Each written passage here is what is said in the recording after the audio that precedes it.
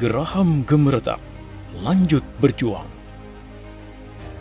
Opini November 15, 2023 oleh Guntur Soekarnoputra. Beberapa waktu lalu, penulis pernah mengutarakan pendapat mengenai kondisi atau peta sosial politik pasca pemilu 2024 yang akan datang. Namun bila penulis hubungkan dengan kondisi saat ini, penulis menarik kesimpulan memang sering terjadi something wrong, sesuatu yang salah. Dan ini adalah fakta, bukan sekadar ilusi atau situasi yang digoreng oleh kalangan anti Jokowi. Oleh sebab itu, kondisi ini harus dilawan karena keadaannya sudah membuat negara berada dalam kondisi berbahaya, di mana sebenarnya Presiden harus bertindak cepat untuk mengatasinya. Kejadian tersebut membuat kalangan politisi, tokoh-tokoh partai, dan lain-lain menjadi bingung, tidak tahu harus berbuat apa, termasuk senior-seniornya, kecuali PDI Perjuangan yang tampaknya siap menghadapi situasi apapun.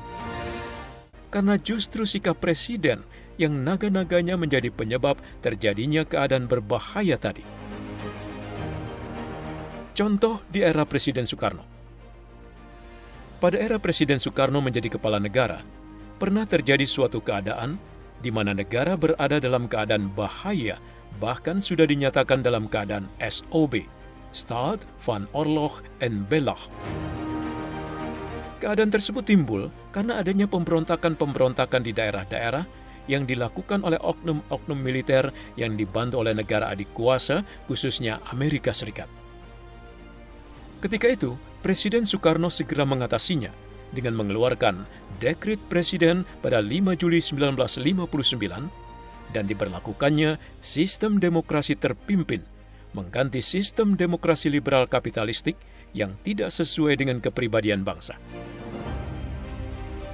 Pada tahun 1963, mereka lagi-lagi mencoba mendongkel Presiden Soekarno dengan jalan mempengaruhi Majelis Permusyawaratan Rakyat Sementara atau MPRS untuk mengangkat Soekarno sebagai Presiden seumur hidup melalui TAP MPRS nomor 3 Romawi tahun 1963.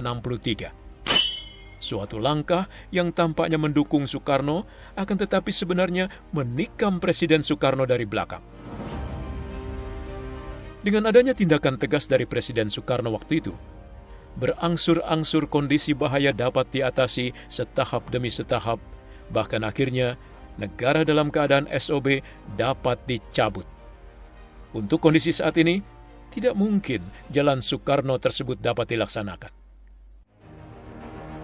Jalan keluar satu-satunya. Dalam perenungan penulis, untuk mengatasi situasi agar tidak berkembang menjadi chaos atau kacau, maka saat ini seluruh potensi kaum patriotik, tidak peduli dari kalangan politisi, pedagang, seniman, generasi muda, bahkan kalangan keagamaan, apapun agamanya, harus mengenyampingkan segala macam kejadian-kejadian tetek bengek yang membuat pikiran dan energi kita terkuras habis, dan mutlak harus fokus pada perjuangan memenangkan Ganjar Pranowo sebagai Presiden dan Mahfud MD sebagai Wakil Presiden. Masalah lain dan hal-hal yang tidak perlu sebaiknya dilupakan dahulu dan fokus pada perjuangan toh pati atau mempertaruhkan nyawa agar Ganjar Pranowo menjadi Presiden Republik Indonesia dan Mahfud MD menjadi Wakil Presiden Republik Indonesia. Hal ini adalah satu jembatan emas yang harus kaum patriotik lalui terlebih dahulu. Marilah kita kaum patriotik, terutama kaum patriotik Soekarnois, dengan geraham gemeretak laksana banteng ketaton, terus berjuang menjadikan Ganjar Pranowo sebagai Presiden dan Mahfud MD sebagai Wakil Presiden. Selamat berjuang.